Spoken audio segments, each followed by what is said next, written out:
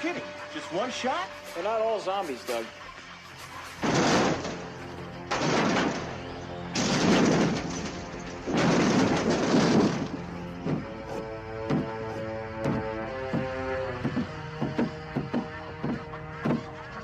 How do you fight this thing? Maybe we could drown it in A1 sauce. Well, sometimes that is better. The person you put up there ain't the person that comes back. It's a dance song to get down with. About 6 feet under. Get there. Ooh, I love this song.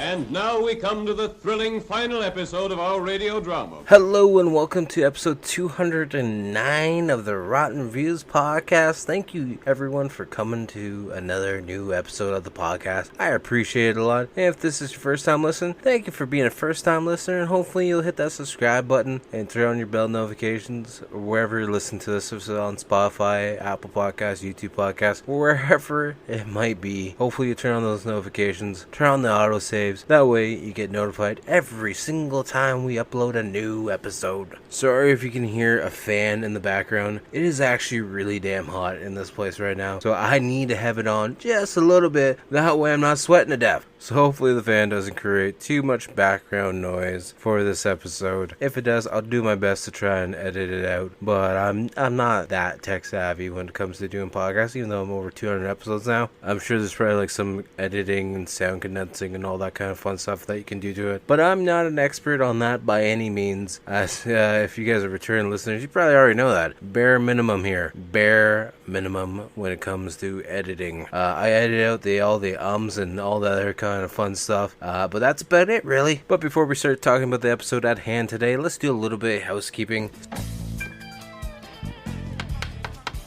Housekeeping? Don't think you're sleeping. Housekeeping?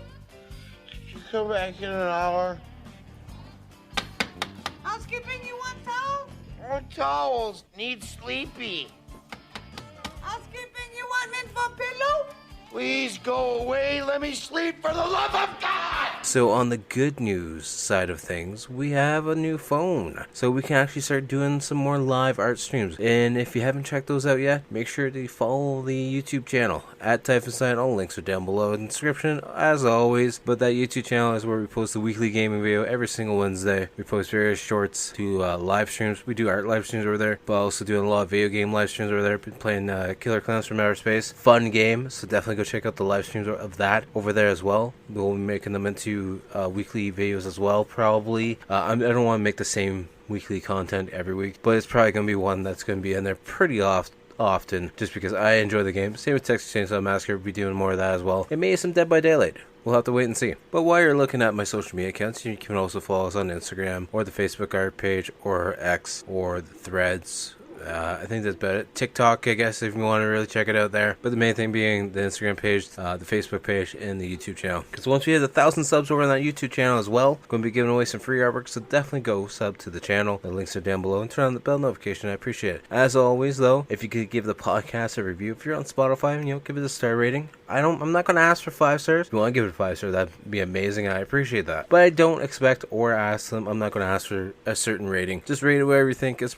appropriate. I appreciate it. Just be honest with yourself, okay? I don't mind. If you're on Apple, leave a review over there as well. Castbox, I'm not sure what their rating system, or if they even have one, or whatever podcast app you're on. Just leave a rating, comment. But the main thing that you can do, it only takes a few seconds of your time, hit that share button. It actually helps out a lot. So if you can share the podcast, share the art page, share the drawings, share whatever content you want, I appreciate it from the bottom of my heart. I really do. So if you guys could keep sharing that stuff, it means a lot. I know we're getting into cooler weather now, but if you have a thirst, make sure to go over to dubby.gg and use the promo codes Rotten Reviews to save yourself 10% at checkout. We got various flavors for your shaker cups.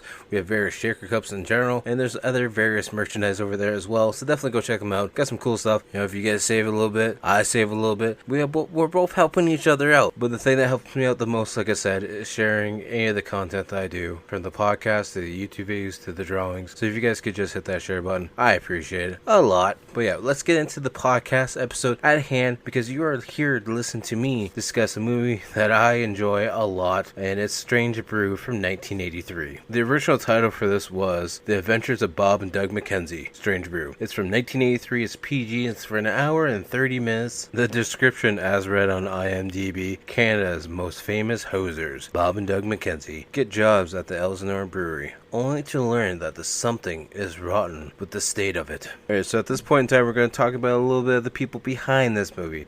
We got some double duty working here, because the directors are Rick Moranis and Dave Thomas, Bob and Doug McKenzie, of course. They're also part of the writers for this movie, along with Stephen Jarnett, and of course, Rick Moranis and Dave Thomas are going to be two of the main people that I talk about in the cast. I guess it's like a little bit of triple duty. So this segment might be a little bit shorter than it usually is, because I'm just going to talk about them all at once at the same time. I'm not going to break down like the director at one point and the writer at one point and the cast members, because of course it's the reoccurring people in the same positions. First off, we're going to talk about Rick Moranis, though. Of course, you know, he's Bob McKenzie from this movie. He's also Louis Tully from 1984's The Ghostbusters, or I should just say Ghostbusters. I don't know why I put the on the front of that. He's also Dark Helmet from 1987's Spaceballs. He was also Nathan Huffner from 1989's Parenthood. He's also in Honey, I Shrunk the Kids, a movie I thought was really funny, or decent at least. He was in Big Bully from 1986, where he played David Leary. He was Barney Rubble in the 1994 version of The Flintstones. He's also one of the lead characters in a cartoon series I actually haven't watched yet, but it's on my list. For 13 episodes, he played Max Schneider in the TV series Gravedale High. Or, sorry, cartoon series, I should say. He was Seymour in the 1986 version of Little Shop of Horrors. He was also Morty King in 1985 Brewster's Millions. The list goes on and on and on with him. He's one of my favorite actors over the years. I love everything that he's pretty much in. I don't think there's a movie that he's in that I don't enjoy. And the fact that he actually gave up acting for a while because I believe his wife passed away and he had to take care of his kids. It seems like he's a very stand-up guy, and just, you know, he does what he needs to do, take care of his kids, and I can appreciate that. The next person on the list we're going to talk about is Dave Thomas, who of course is Doug McKenzie. He was also Harold Grisham in 2001's Rat Race. Apparently he's in 5 episodes of The Arrested Development, where he plays Trevor. He was in 1985 Spies Like Us, but his title is Story? I don't understand. I mean, he just was the one behind making the story for that. He was also in 1989, he was a writer and apparently created the TV movie Rocket Boy, which I've actually never heard of. He also had the Dave Thomas comedy show for 5 episodes in 1990. He was also in another one that I want to watch. I've heard a little bit about it. It's a TV show from 1991. It's called Maniac Mansion. I also feel like there's a game to go along with it. I feel like it's something along the lines of Clue. But yeah, he's been in a bunch of other shows and a bunch of TV shows, but nothing to the extent that Rick Moranis by any means had. Now that we're done talking about those two, we're going to talk about the other writer on this is Steve Jarnett.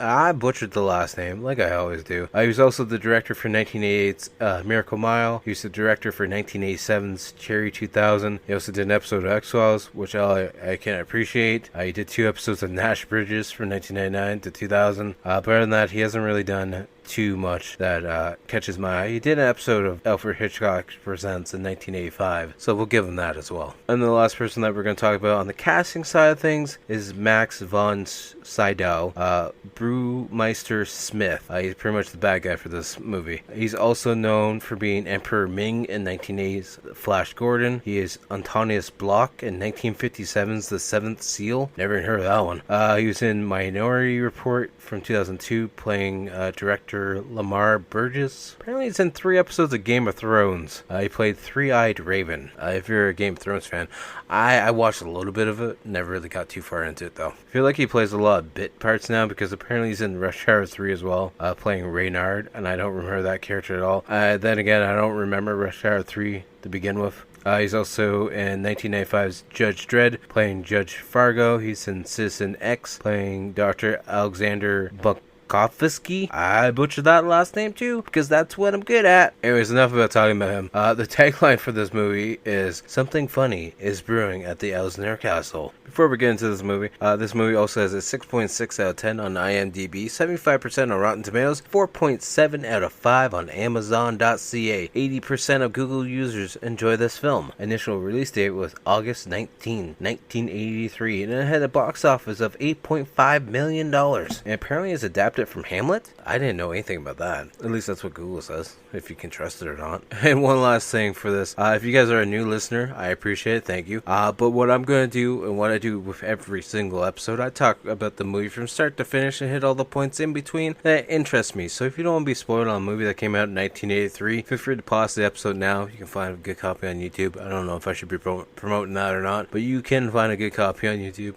Feel free to pause it now, go watch the movie, come back and listen to me talk about it, or just sit back, relax, listen to me talk about the movie, and I'll either make you really want to see the movie and go watch it, or you'll just be like, you know what, you're good, I don't want to watch it. But I'm just going to tell you right now, I think you should watch it. I think it's a great movie. So I'm just putting that out there now. But yeah, I just want to let you guys know, warn you ahead of time if you're a new listener, because I don't want to hear anything about it, okay? I understand, I talk about a lot of stuff during the movie. That's just what equals the runtime of the podcast. So deal with it. But anyways, get comfy, get some chips, popcorn, whatever your snack of choice is. Or if you're at work, hopefully this helps you get through your day. If you're listening in the car, just stay focused on the road, okay? We don't need any more accidents or anything crazy happening, alright? So just sit back, relax, enjoy the podcast, and we're going to start discussing this movie. Presents Saturday Night at the Movies, the television series which each week brings you the finest in recent motion pictures.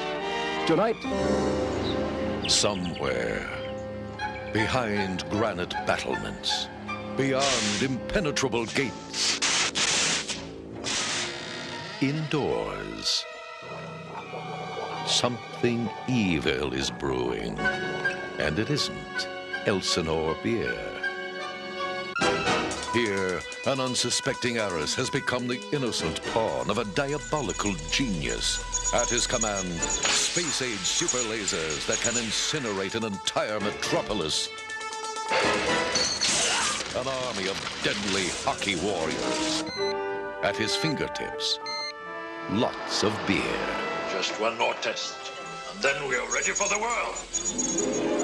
What fool dares stand in his way? Good day, I'm Bob McKenzie. This is my brother Doug. How's it going, eh? Welcome to our movie, eh? At last, television's Dave Thomas and Rick Moranis have just hit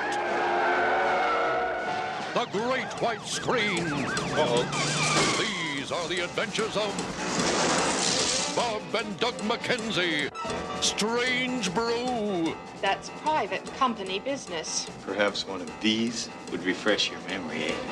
The gallant champions of truth. He's lying, all right. I don't need no machine to tell me that, eh? I didn't do it, I swear. It must be them. Justice. I think it's time the little lady and I had a chat. And the pursuit of bad guys. We will move towards Oktoberfest as planned. I can't believe it. He drank it all. Oh, no! And I will not underestimate our little friends again. With Max von Sydow. Shut up! Shut up! Shut up! Paul Dooley. You murdered him first. He was already dead when I killed him. Lynn Griffin. If I didn't have puke breath, I'd kiss you. And an all-star cast. Take off, you boy. You take off, you nut. Okay. Don't miss the biggest, the grandest, the first Mackenzie Brothers movie of all time. The Adventures of Bob and Doug McKenzie. I'd like to thank the Academy. That's it. We're leaving, kids. Come on. Strange Brew. You hoser, they wanted to see our movie, now they're mad at us. Take off. It's only a preview, eh? I didn't want to show them the best part. Okay, so that's our topic for today. So, good day. Hey, you guys! What? Take off! right now. And it's the awesome part. The movie starts out, of course, it's by MGM, but we see the line, instead of it roaring, it's actually burping because it's been drinking too much beer. Then we hear Bob and Doug McKenzie in the background. It's like, hey, Lion, you gotta keep growling, hey? We gotta start the movie there, eh? Hey, come on. Maybe we should stick a ping in his butt and maybe make him growl, huh? Maybe we gotta crank his tail a little bit. And then we see the camera panning around as it looks at them, and they're actually playing with the lion's tail. They're like, oh crap, we're on camera. We gotta run to the stage, eh? Great White North, eh? We either see their stage where the sign on the back, it's, shows Canada, Great White North, and we see a bunch of beer cases all over the place. And he's like, Bob is like, hey, go back to TV, go back to the movie, because he's doing the intro for the movie. So at one point we see the camera like facing right at them, and then we see it facing at the TV, and then they're expanding the stage, being like, hey, look how big the stage is, eh? We got a big stage for this movie, huh, eh? I might be saying a lot this episode just because that's the humor of this podcast back in the late 80s, or early 80s, I guess I should say.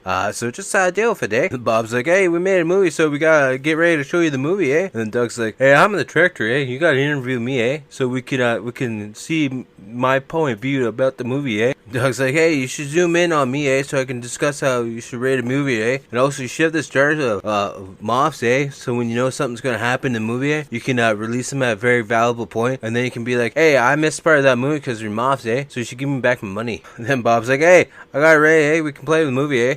And then we just see them, like, some cardboard in front of the camera, and it's just them playing around with a couple things, and it's kind of like a Planet of the Apes style movie, and Bob is like, hey, I found the Statue of Liberty. It's just a toy that's broken in half of the Statue of Liberty, of course, and it's pretty much just a home movie that they made. And he's like, there wasn't much for us to do, eh? So, because the bowling alleys were closed and everything, so I just spent my days just looking for beer, and I was, traveling the world looking for a spot to, start a new home, eh? And then I ran into this weird, grotesque-looking monster. And of course, Doug's the monster, so then he gets into the van to take it, and Bob's shooting Nerf bullets at him, and he's like, I gotta take off, eh? And then the film roll that they're watching this movie on breaks, and they're like, hey, what's going on, eh? What's the film all wrecked? And people are complaining about the movie, and then he's like, hey, zoom in on me, eh? Doug, eh? Over here, eh? Here, look at this. This is how you get free beer. See this beer bottle? You just put a little baby mouse in there, and then it grows up, and then you can be like, hey, you guys sold me some beer with mouse inside of it. And then the crowd is complaining. It's like, they did that stunt in the last movie they'd made, eh?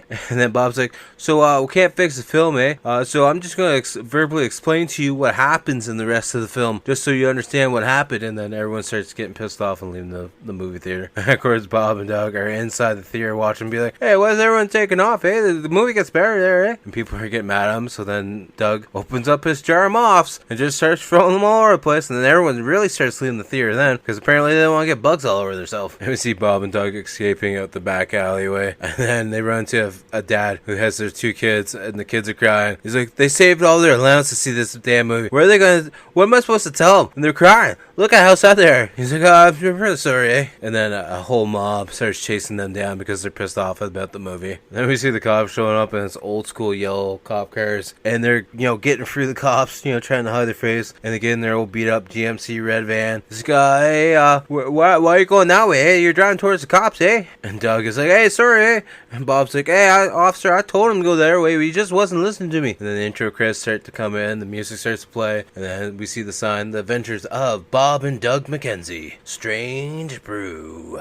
Then we see them getting home and running into the house, opening up the box of donuts, starting to eat the donuts because I think mom and dad are sitting on the couch getting ready to watch some old school cartoons or something, and they're trying not to make an argument about it, and they're opening 3 beers. Of course, the third beer is to go into Hoser's water bowl because that's their dog, and he's painted like a skunk. And then you hear a voiceover of the dad, and it's like a classic cartoon voice. Hey, say one of those beers for me, eh? And then we see Bob and Doug just pouring back their alcohol to finish them, and then they're looking down at the dog and be like, oh, so we gotta take your beer, eh? And the dog starts growling. He's like, I'll give him one of the jelly donuts. He likes the jelly donuts. We gotta get a glass though. We gotta pour that beer inside it. And of course, they're pouring this used beer out of the dog bowl into a glass, and it looks disgusting as hell.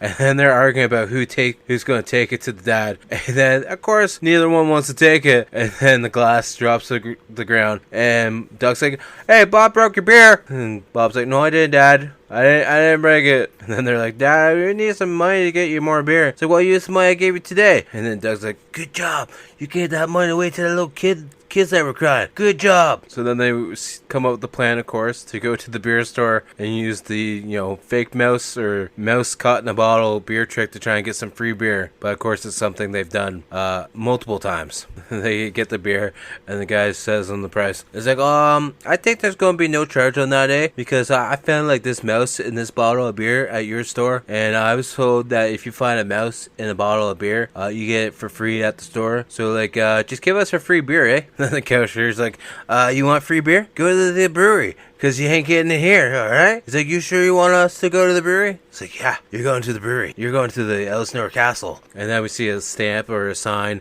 of the Elsinore Castle, and we actually see them showing up to said castle, which is a weird brewery, I guess. Weird that your brewery is a castle. But, whatever works, eh? They're showing up to place, and they're like, hey, there's a lot of signs there, eh, Doug? And Bob's reading off the signs like, Elsinore Castle, Elsinore Brewery, Elsinore Mentally Insane Hospital. Yeah, I'm gonna drop you off there later, eh? But yeah, Bob's like, where should we go first? The brewery or the loony bin? And Doug's like, hey, take off, eh? I'm going to the brewery. You're going to the loony bin, eh? Bob's like, hey, no, man, I'm not going to the loony bin. They're pulling up to the gate where we see the electric gate is closing in on a car and there's sparks all over the place, and they get out to help the lady. And it's like, so what are we supposed to do here? We can't really help you. Your tires are grounded. If you get out of the car, you're gonna get electrocuted. She's like, I can't get out of the car anyways. The gate's pushed on the doors. Then Doug makes Bob drive the van to push the car out of the way, because Doug's like, hey, you're driving because in case she sues for whiplash, I'm just a random hitchhiker and I don't know you at all. And then Bob goes to talk to her. Like, you're not gonna sue us, right? She just starts yelling at him, being like, get in the goddamn van, please, and get me out of here. Then we see inside the brewery, there's like this hub, like little NASA looking hub area where they're watching security cameras and be like, yeah, she's in. She's got two guys with her too, and they look like lawyers. And then he's like, yeah, Ted said they're lawyers. And Ted's like, I didn't say they were lawyers. And the brewmeister's like, they don't look like lawyers at all. And then Bob and Doug walk into the main building of the Elsinore Brewery, and the secretary's like, hey, can I help you? And Doug's like, hey, we got an appointment with that guy up there on the sign, eh? And she's like, oh, he's been dead for quite a while now, so sorry about that. And he's like, well, I actually had an appointment a while ago. I have an appointment with his replacement now. How long ago did he die? And of course, she doesn't want to give off any company business. And then Doug's like, maybe this will help you feed us the information that we're needed. Here's a chocolate glazed donut. So then the secretary's like, okay, I'll tell you all the information that you need. So then the secretary stops and says that there's a daughter. And then we find out Pamela, the one that was stuck in the gate, is the one getting the company because she's now 21. And that Bob has to give off his last jelly donut just to get the rest of the information. So we see Pam in that meeting, and apparently Pam's the one getting the company, of course, because that's what her father wanted. And the uncle is also the one running the company because he's one of the dickheads. And he's offering her $5 million, I think, to buy her out. And she's like, you know what? I'm actually not going to take your little slimy deal there, uncle, and I'm just going to rip up this check right now. So then we see Bob and Doug walking through the brewery, and they're all confused. They don't know where they're going. And then they run into this guy named LaRose. He's a little bit drunk by the looks of it. He's like, who are you guys? He's like, well, we're here to have a meeting with Claude Elsinore, actually. And he's like, alright, I'm gonna bring you to him. They get into the meeting area, and Bob's like, hey, Whiplash, how's it going? And Claude's like, I don't have a meeting with you guys. What are you talking about? And then Dog's like, I bought a case of your beer, and this mouse was found in one of the beer bottles. So,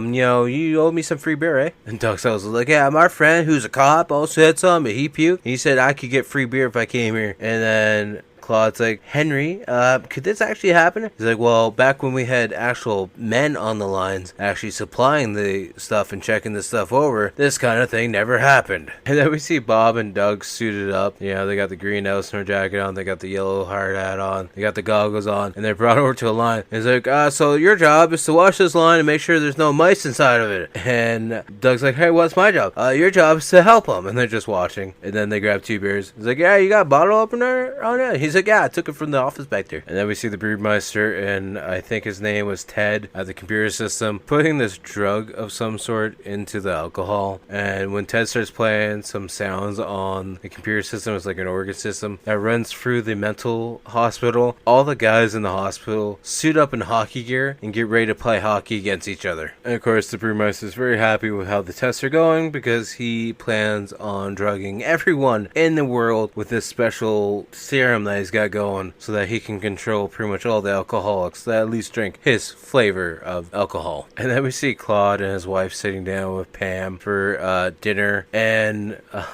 Claude's like, we just gotta move on with what happened and whatnot. And the mom's like, you know what, yeah, we still enjoy the Colonel's fried chicken, and he's dead, so what's the big deal? And then Bob and Doug show up at home with a van full of free beer, apparently. And the dad originally was like, I'm gonna call the cops because you stole it all. And they're like, no, we got jobs at the brewery. We can bring home free beer now. We got jobs. And the dad's just laughing that his kids have jobs now because apparently they've never actually worked a real job in their life. And it's like the next day, and we find Pam walking into the secretary's area, and we see Bob and Doug are asleep on the waiting room couch together, kind of like scissoring each other.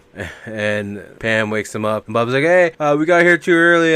We're just waiting here, so we fell asleep, sorry about that, Then we see the brewmaster in his lab, testing out his concoction, and he's actually drinking the stuff himself to see how the flavoring's going. But wouldn't that affect him in the long run then, or do you just have to be an avid everyday drinker to be affected by the music playing? Then we see Pam taking Bob and Doug to the cafeteria area because apparently they brought in a bunch of packs of donuts for the workers, but of course the lights don't work at all, and then they get distracted because there's vending machines with coffee and smokes inside of it, and there's an arcade machine as well, but it's fully dusted. It's never probably worked in like the last 10-15 years. And then they find a random door. It's like, hey, it's locked, you got a credit card so I can use it to unlock this door here, Doug uses the credit card, unlocks the door, gets inside, turns on all the breaker systems, all the cafeteria lighting comes on, and then all the vending machines turn on and start shooting smokes and everything all over the place. And they're looking at it. Doug picks up one thing. He's like, hey, Holster, these things are 4 months expired now, And the alarm system starts going off in the little brewmeister security area. And Ted's like, the cafeteria light system and everything's on. I'm not too sure who turned it on, though. And then we cut back to Bob, who's laying down. He's like, hey, really sorry about puking on your sweater there, Pam. I didn't think the chocolate milk was going to be that bad,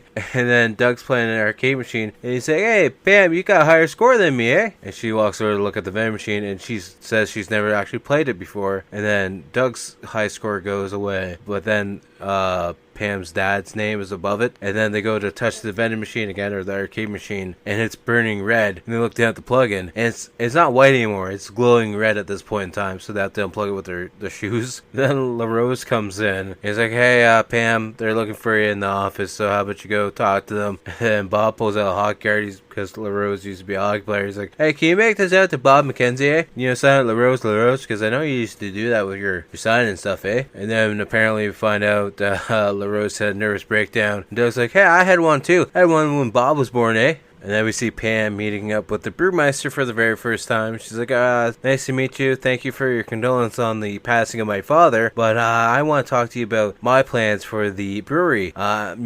Seeing I'm the new brewmeister, you seem to be taking over the brewery yourself, and adding security cameras and everything in that I didn't approve of. He's like, I'm glad you think I'm so important here. And of course, Pamela goes to fire the brewmaster, and he's like, you can't fire me, you can't run this place without any, help and knowledge of the brewing. And she's like, I'm not going to run it by myself. And then she goes and gets Henry Green, one of her, secondaries, to help run it. And then Claude's like, you know what? She can't fire you, brewmaster, because I'm just going to hire you back. And the brewmaster's like, actually, she can because she owns the place. And then the brewmaster starts getting guns out of shelves, and Claude's like, you know what? We can't do that. We can't kill her. Okay, we already killed her father. You killed him first, and of course I shot him afterwards, but he was already dead because you originally shot him. Okay, I'm not getting charged for this. Claude is a nervous breakdown wreck right now at this point in time. He's, blabbing words all the point in time to where the brewmeister just grabs him by the ear, picks him up right off the ground, and just tells him, you know what, you're going to come with me, and you're going to stop being a little bastard, alright? And the next thing we know, we see Bob and Doug McKenzie dressed up in the hockey attire, getting ready to play some hockey. Of course that would happen. I also like that the spot where they're playing hockey, there's just skids and skids stacked high of just cases of beer all over the place, to the point point where people are getting checked into the skids in cases of beers. And it's just mainly a lot of fighting happening and not a lot of hockey at the moment. But then again, that's what hockey was for the moment at the point in time. But then we just see like 5 guys torpedoing into the net where Doug is playing goalie. And of course, they do the same thing to Bob, who's also playing goalie for their side. And Bob's like, hey, that was no goal, eh? That was in the crease. You guys didn't get a goal there, eh? That's cheating. Then we cut back to Pam, who's playing with the arcade machine again, where she plugs it back in, and it shows a date, and the high score is actually the date that her dad died. And then for some reason it turns into a scary footage where we see that the murder was all planned and staged for the dad to look like he was shot at the fence, but he was clearly killed inside the brewmaster's testing area. And then they just staged the murder at the fence line. Then Bob and Doug make their way slowly back to the locker room, and they're looking at the lockers, and they're like, hey, someone hoarded their clothes, eh? Who'd want to steal their clothes, eh? Probably one of these guys that are tired of wearing their pajamas. And Bob's like, hey, no, they're still all on the ice, eh? And as Bob and Doug are walking across the hallway in their hockey attire, we see someone in both their normal clothes walking down the opposite hallway, but they don't look down that hallway at all to see who's walking there, of course. And then we see Pam and Henry getting into where the brewmaster's security area is. And Pam's like, hey, you ever see this room before? And Henry's like, yeah, but no, this stuff was in here before, so I'm a little bit confused. Then we see Henry playing with the console. He's punching a bunch of buttons. And says, every camera here is tied with the console machine. And then they press one of them. And it's like, hey, it's us on the camera. And he's like, hey, look, it's the guys. And they turn around, and then they get shot, and it's actually the brewmaster and Claude dressed up as Bob and Doug McKenzie. And then, of course, Claude gets scared because Ted comes in behind him, and then Ted gets shot too, a tranquilizer. Now we see Bob and Doug just still wandering around the brewery in their hockey gear, drinking beer right out of the canisters. And then we see the brewmeister and Claude dragging the 2 passed out bodies of Henry and Pamela, because they're going to be knocked out, according to the brewmeister, for at least 2 hours, because that's what he said for Ted. He's like, oh, you shot Ted, now he's going to be passed out for at least 2 hours now. Then Bob and Ted make it into the security room, and they're walking through it, and they're like, Doug's like, hey, there's a guy sitting down there by the computer. So they go back down to check him out, and of course it's Ted sitting at the computer system, but he's still passed out. So Bob goes to poke him, and he falls over, and then Doug starts screaming, police, my brother just killed him, he's dead. And Bob's like, I didn't kill anybody, I didn't do anything. He's like, calm down, hoser, you see his stomach still moving. And of course Bob and Doug both start playing with the computer that's hooked up to the music system, and they keep making the hockey players do various things. At one point in time they're skating around in circles, and then everyone just breaks out into a fight, because why not? And of course the guys are having fun at the computer system, and they're playing some commentary over top of things. But then of course Claude and the brewmaster come back and shoot them both with a tranquilizer. And then next thing you know, we see the McKenzie brothers van being filled up with 2 giant drums of something. We're not sure what's in them yet, but we can only assume it's not good. We see Bob and Doug are now inside the van, in the driver's seat and passenger seat accordingly, and they're passed out still. And then we see Claude asking Ted, how are the brakes, because he's underneath the van. He's like, they can make 2 stops and then they're gonna have no brakes at all. So they're just setting them up failure, of course. And we can only assume that there's probably 2 bodies inside those drums, inside the back of the van. But at least on the bright side, now that they're back in the van, they're back in their normal clothing. So I guess Brewmeister and Claude took the time to get them dressed out of their hockey attire. That's nice of them, I guess. Claude's giving them a map. He's like, you gotta follow this map. Exactly. You gotta follow this map, and the drop-off point is at the bottom of the hill. It's a Pan's birthday party, okay? And then all the mental patients start coming out, and LaRose is one of them. He's like, hey, where are you guys going, eh? And Bob yells, we're going to Pan's birthday party, you coming, eh? And he's like, yeah, I'm coming. And then Claude's like, no, you're gonna stay here, okay? We're gonna open the gate, let them go out, and you guys are gonna stay here and go back to your rooms, alright? And then all the mental patients start crowding around Claude, and they sound like zombies, actually. They're just jonesing for some alcohol. But, they do sound like zombies. And then we see Claude and Brewmaster getting in their car to go follow the van, just to make sure things go as planned. And then we see Bob and Doug in the van, they're driving, and Bob's like, hey, did you feed Hoser this morning? He's like, no, actually he was sleeping. He's like, well, what one was it? He's like, he was sleeping, eh? Bob's like, so should we go, feed him, eh? Just in case this party goes real long. And Doug's like, yeah, maybe, eh? We do have 2 cakes in the back, so. Then, of course, they start going off of the map detour that they had planned, and Brewmeister's like, where are they going? Why are they taking this way? And Claude's like, I don't know, I gave them a map, I don't know what they're doing. We see them getting home, and they get inside the house. He's like, whoa, geez, eh? Dad really got into the beer, eh? There's beer all over the place. Where's mom and dad, eh? So then they go venturing through the house to see where mom and dad are. And mom and dad are getting it on. But of course, dad is played by Doug. And mom is played by Bob. And a mom, like old school mom wig. And then they see Hoser. He's like, Hoser's got a real funny look in his eye, eh? And then we see from Hoser's point of view, we see Bob and Doug in giant steak outfits with just their head pointing out. And he's like, we might be troubling, eh? And then they cut back and it's like, so we just gave you 20 cans of beer, eh? You should be good for a while, eh? They finally get ready to leave the house to get in the van and start driving away. And of course, as they're driving away, all we see is a giant puddle of brake fluid all over the ground where they were parked. And they're not gonna have brakes anymore. And while they're in the van, Bob's like, hey, eh? Did you ever notice the movies there, eh? Where they're driving, they never actually look at the road? And then Doug just turns sideways being like, no, eh? I've never actually noticed that before, eh? And then they almost crash into a transport, swerve around it, and then the cops are after them. And Bob starts freaking out. He's like, what's going on? Would you stop this thing, please? And Doug keeps hitting the brakes. He's like, no brakes. Brakes aren't working. And Bob's like, hey, try the parking brake, eh? Maybe that'll stop the whole thing, eh? And because they have no brakes, Doug's like, no point in steering now, eh? Just might as well just let it crash, eh? And Bob's like, hey, you steer this damn thing, eh? I don't want to die. We see them getting down to the pier where they're supposed to be. The door opens. I think both of the barrels fall out, or at least one of the barrels fall out, or the kegs, I guess that's what they're calling. They crash through a bunch of things. They hit a ramp and go into the ocean, and we see actually one of the kegs actually falling out, and it's floating on top. But of course, we don't see the guys at all. And then out of nowhere, we see Pam floating in the water, because I'm assuming she fell out of that keg. And of course, down by the water is LaRose, because he was there to meet up for the birthday party, which would be a weird spot because it's down by the docks, but whatever. So he sees Pam,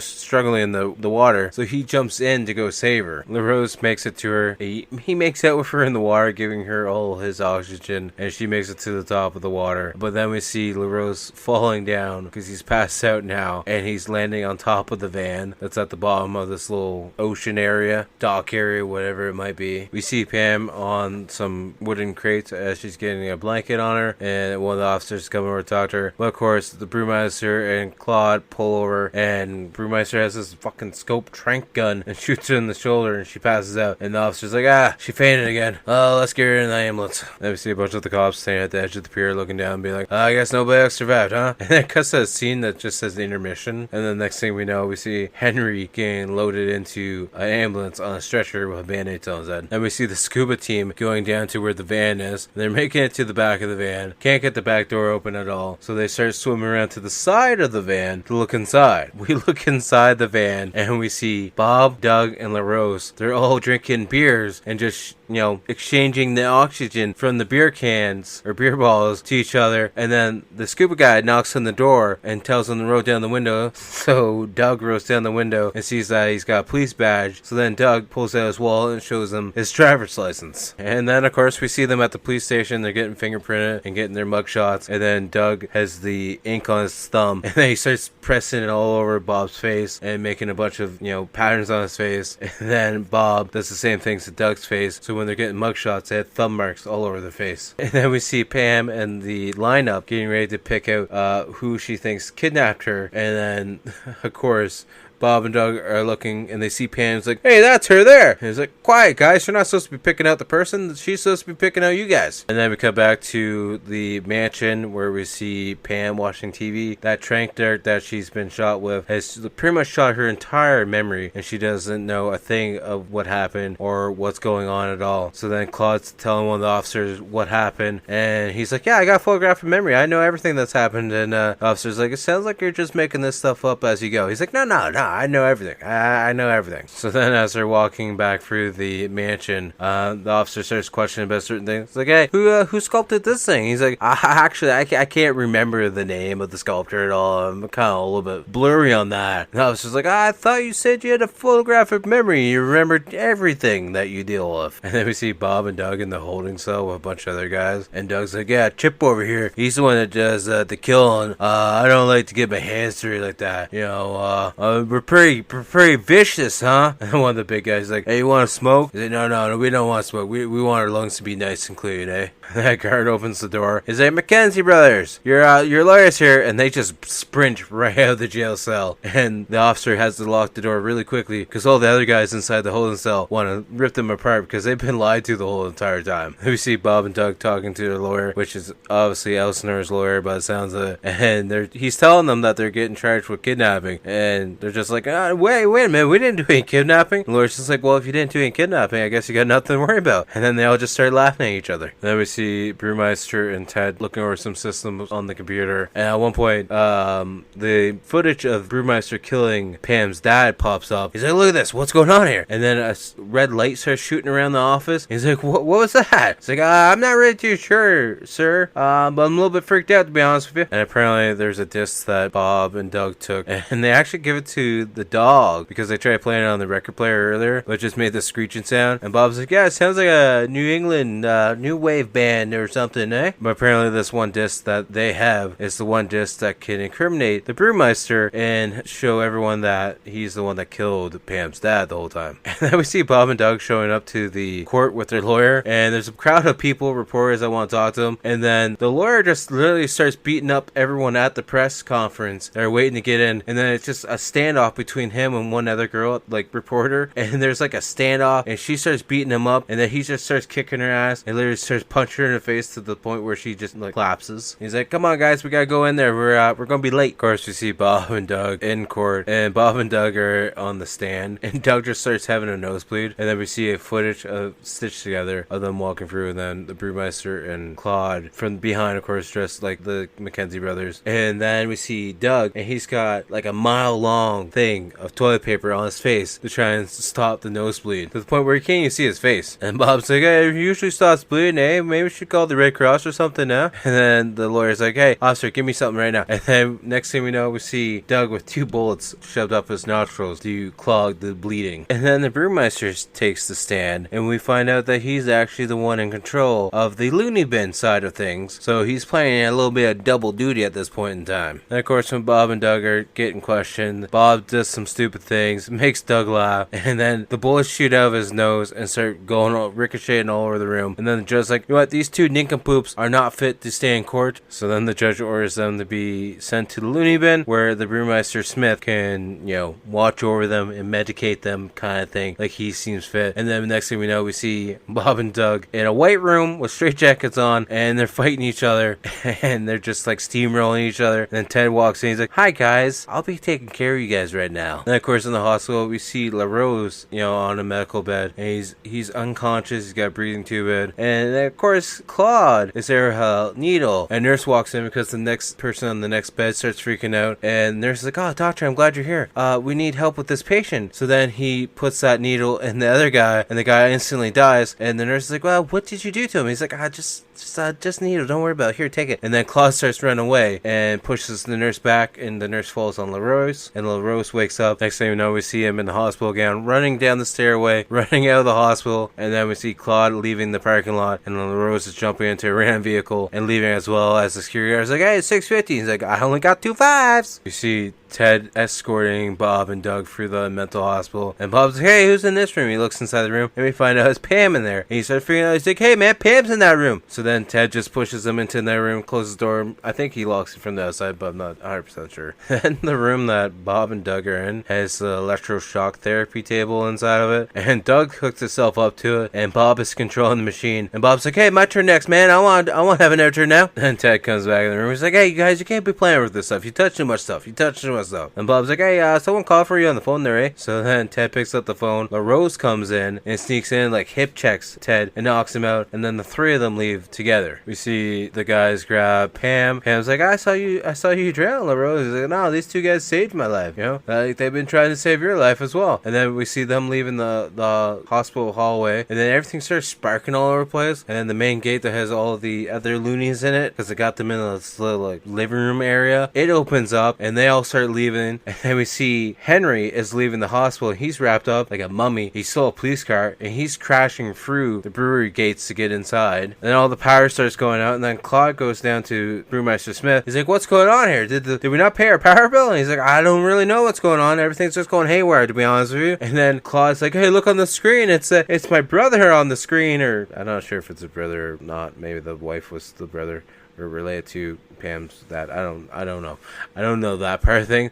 But Claude keeps freaking out, and then Brewmeister just starts double palming his head. He's like, you know what? I can crush your head right now, but I won't because I need you for right now. Then we see LaRose, Pam, and the Mackenzie brothers running through this like basement looking at where area, and LaRose is telling Pam, like, they put this drug in the alcohol and they make us drink it every day, and we're controlled by the sound system. And then Pam's like, that's why they killed my father, because they want to do the mind control system. So then we see the team splitting up, but of course it's Pam and Bob, and then Doug and LaRose going separate ways. And Bob is, you know, kind of freaking out with Pam because apparently Bob's never been apart from his brother, so now he's, you know, having some hard times. And then as Pam and Bob are walking down this alleyway, we see Brewmeister pop out with a gun, and Bob just literally passes out and faints to the ground. And now we see Pam and Bob are now inside one of the giant vat that the alcohol gets made in, and we see Brewmeister open the hatch at top. He's like, how ironic. You came here with a mouse in a bottle, and now you are a mouse in a bottle. Of course, Brewmeister closes the hatch, and then next thing you know, we see a bunch of beer pouring into the vat, and Bob's like, hey, can I buy you a beer? It's on the house. And then we see the vat filling up, and Bob's just shaking in his jammies. He's like, oh man, back in the day, me and my brother used to say dying and beer would be heaven. And he's like, this isn't heaven, this sucks. And then we see LaRose and Doug, and they're both in opposite hockey gear, and they're controlling their teams to try and take over the brewery now by splitting up throughout it. Then we cut back to Pam and Bob stuck in that vat, and Pam's like, it's getting warm in here, don't you think? And Bob's like, I didn't notice anything at all, huh? I'm not peeing in it. No, I'm not. We see the black group of hockey players taking on Claude and pretty much kidnapping him. He's like, come on, you guys, you can't be doing this. I control you guys. And then we see the white team taking on Brewmeister, and Brewmeister shot 2 shots at them, took out 2 of them, and then he's head crushing one of the hockey players. And then we see a helmet fall off the other one, and it's LaRose. So then LaRose shoulder checks him. And then out of nowhere, Brewmeister must be really fucking strong, because he breaks off one of the yellow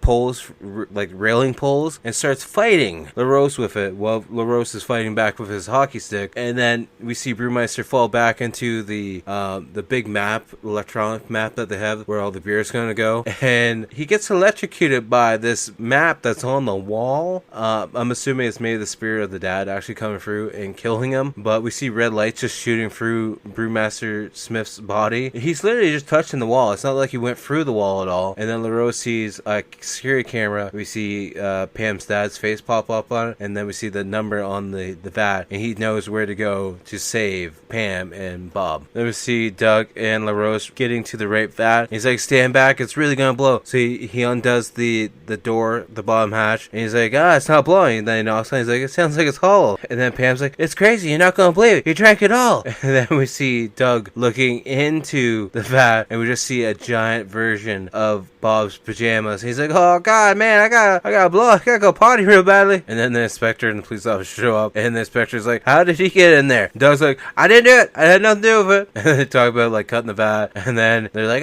we'll blow up. He's like, no, don't blow him up, please, he's my brother. And then we just hear Bob yelling, everyone get out of the way because he's gotta take a leak. And next thing you know, he's actually burping, and the whole front of the vat breaks off. And we see Pam and Henry going to the cafeteria where the vending machine is, and that door where the breaker system is, it starts glowing red, and then the whole door breaks down, and then we see the spirit of her father coming out and waving goodbye. And then he starts shooting some stuff up on the wall saying Oktoberfest, stop them, because the beer's going there, and that's the beer to control everyone, because Brewmaster's idea was to send all the beer to Oktoberfest to control the most amount of people. And we see this red light going to the mental hospital, and apparently the whole roof blew off and the whole thing's on fire. And then Doug's like, hey, can you hold on there for a minute, eh, Bob? And they're like, yeah, well, hurry though, I gotta go for a pee. And then next thing we know, we cut to a scene where Bob's back to normal size, and he's like, hey, you really took care of that fire, huh? Did a really good job there, son. And then Pam and the inspector show up being like, we gotta get to Oktoberfest, we gotta stop people from drinking that beer. And Bob's like, oh no, man, I had enough beer to be honest with you, eh? And they're like, no, we gotta stop them because that's where the bad beer's going. It's gonna be able to control people. So Bob's like, yeah, okay, we'll go, but we gotta stop at home first. And then we cut and see a bunch of people setting up at Oktoberfest. We see all the Elsinore beer showing up, and then we see them all outside the Mackenzie's home, like the cops and everything. And Bob's like, hey, all officers, get out of the cop car, say, hey, I want to take a head count. Also, you guys went for the stop sign over there, and that's a violation there, eh?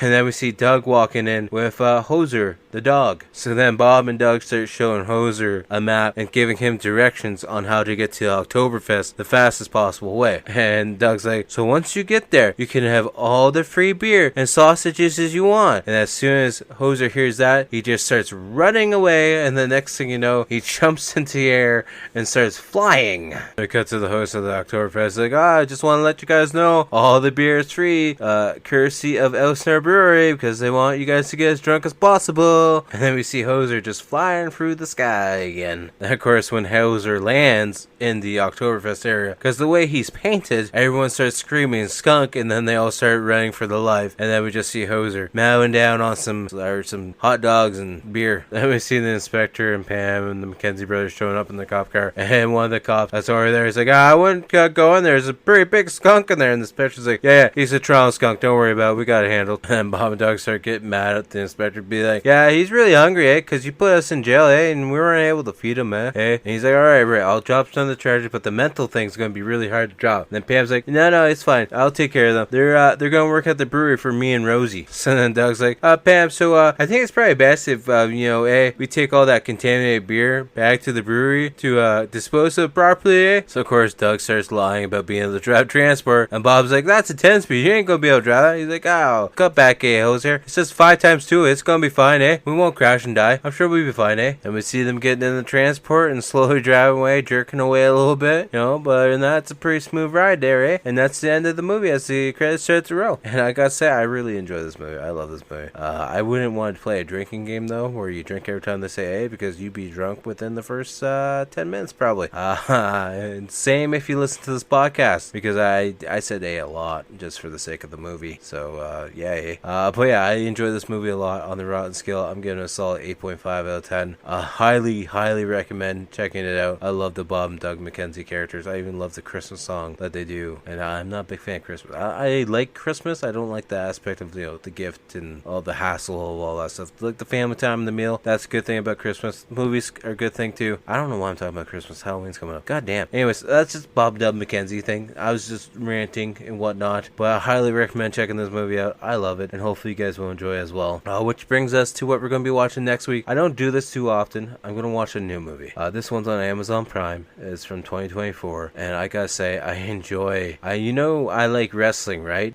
John Cena was never one of my favorite wrestlers growing up, but I do appreciate his skills and talent, and I think he's doing a really good job at being like a comedic action star, like a modern day one. So we're going to be watching from 2024. We're going to watch Jackpot. Spoiler, I've already watched it once, and I enjoyed it a lot, so we're going to do it again for the podcast, because I want to, and it's my podcast, and I make up the rules. So yeah, if you guys haven't watched it yet, it's going to be spoilers.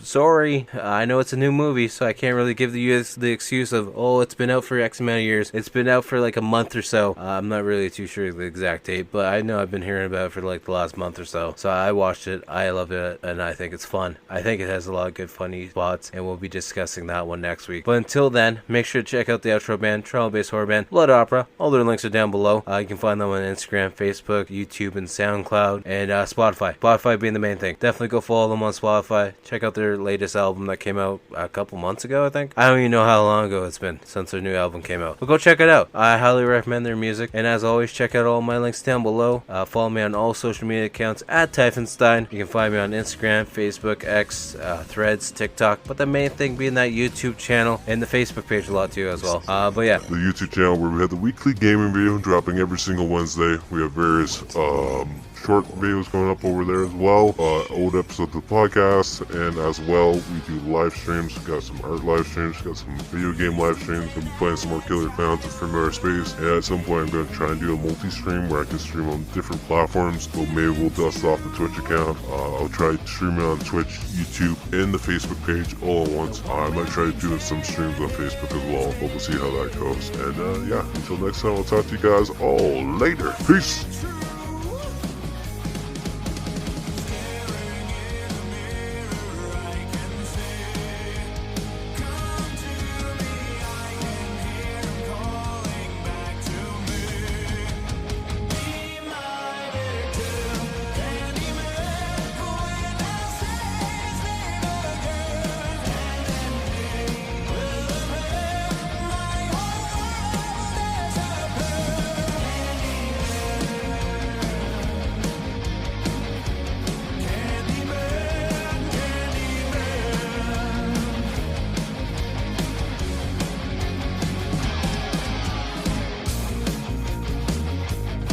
dancing.